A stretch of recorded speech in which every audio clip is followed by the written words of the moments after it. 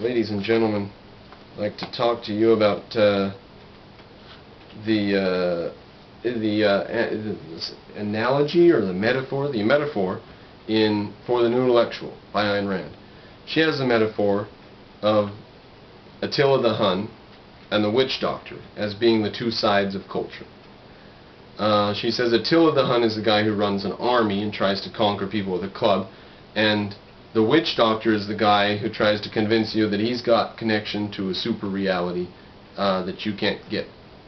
He's got spells and incantations, and he's been trained by a priest, and you can't possibly know about it, and you are ignorant to even think about trying to know about his stuff. And the witch doctor doesn't care about that, or Attila doesn't care about that realm. He thinks the club is the realm he should try for efficacy in. However, they're both insecure. Both of them believe in their heart of hearts that the other one has the right answer to the universe. Attila's running around with the club, and he believes that there's a supernatural reality above and beyond this one, and he's really just playing.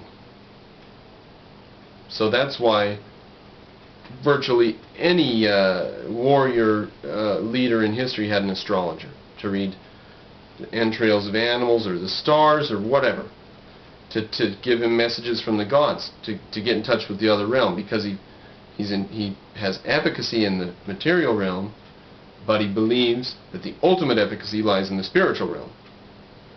Now, there's deeper reasons for that, having to do with the unity of the universe, but we won't go into that right now. But the person on the other side, the witch doctor, he's doing his spells and stuff, and it ultimately comes down to BS. It has to, even though he might believe it. He might even believe in his heart that he's doing real spells and there are real spirits involved and real stuff's happening. But at the end of the day, he really needs some military leader or statesman or something, or congregation or something, like the church guy who has his congregation.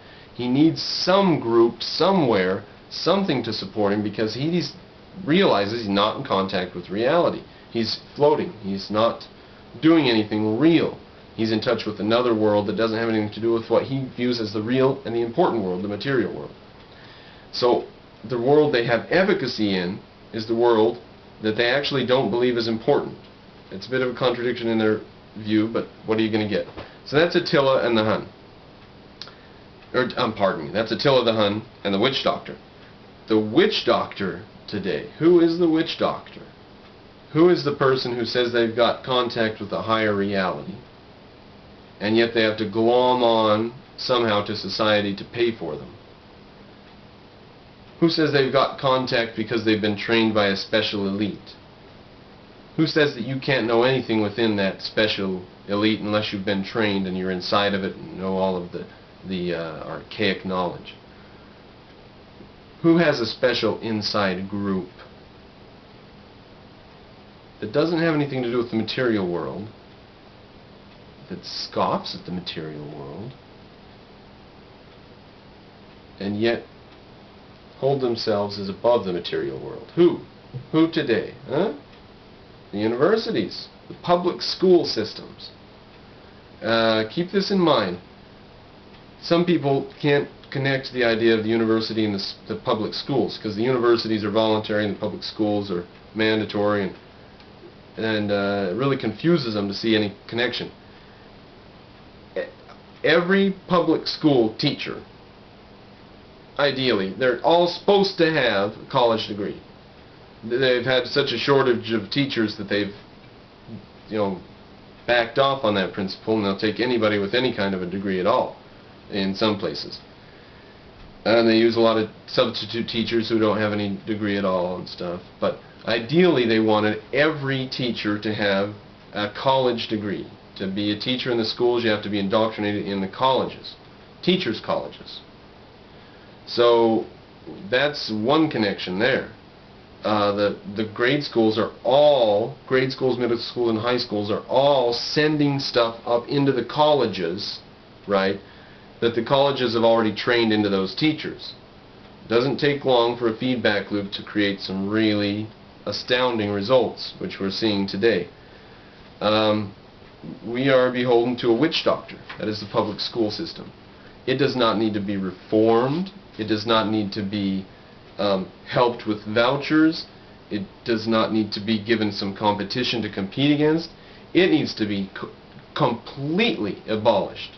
Down to the last penny and the last man in the last office, public education has to be abolished to the last penny. Gone. Without any equivocal questions. The Department of Education, everything gone. So, no question about school vouchers or anything. The witch doctor has got us by the throat and we're feeding him. And it's time to wake up and realize he doesn't have power. He doesn't have the power in reality. He's a mystic. And he's got us by the throat.